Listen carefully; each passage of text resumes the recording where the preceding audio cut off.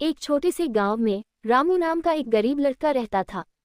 उसके माता पिता नहीं थे और वह गांव वालों के दया पर पल रहा था। रामू बहुत मेहनती था और हमेशा कोई न कोई काम ढूंढता रहता था। एक दिन गांव के जमींदार ने रामू को अपने खेत में काम करने के लिए रखा। रामू सुबह से शाम तक खेतों में काम करता और शाम को जो कुछ भी मिलता उससे अपना पेट भरता। वह कभी किसी से शिकायत नहीं करता था और हमेशा खुश रहने की कोशिश करता था।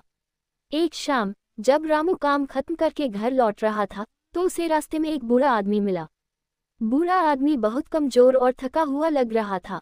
रामू ने उसे सहारा दिया और उसके घर तक पहुंचाया। बूढ़े आदमी ने रामू को धन्यवाद दिया और कहा, बेटा तुम बहुत दयालु हो, भगवान तुम्हारा भला करे। अगले दिन जब रामू काम पर गया तो उसने देखा कि जमींदार बहुत परेशान है। जमींदार ने बताया कि उसकी सबसे महंगी घड़ी खो गई है और उसे डर है कि किसी चोर ने उसे चुरा लिया है। गांव के सभी लोग घड़ी ढूंढने में मदद कर रहे थे, लेकिन किसी को भी वह नहीं मिल रही थी। रामू भी घड़ी ढूंढने लगा। उसने खेत के हर कोने को छान मारा, लेकिन उसे घड़ी कहीं नहीं मिली। शाम हो गई और सभी लोग निराश होकर घर लौट गए। रामू अकेला खेत में घूम रहा था, तभी उसकी नज़र एक झाड़ी पर पड़ी। उसने झाड़ी के पास जाकर देखा तो उसे जमींदार की घड़ी मिल गई। रामू खुशी खुशी घड़ी लेकर जमींदार के पास गया और उसे घड़ी लौटा दी।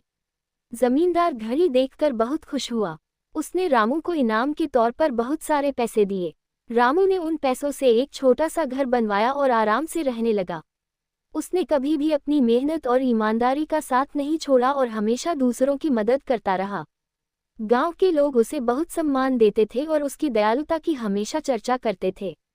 ये कहानी हमें सिखाती है कि हमें हमेशा मेहनती और ईमानदार रहना चाहिए और दूसरों की मदद करनी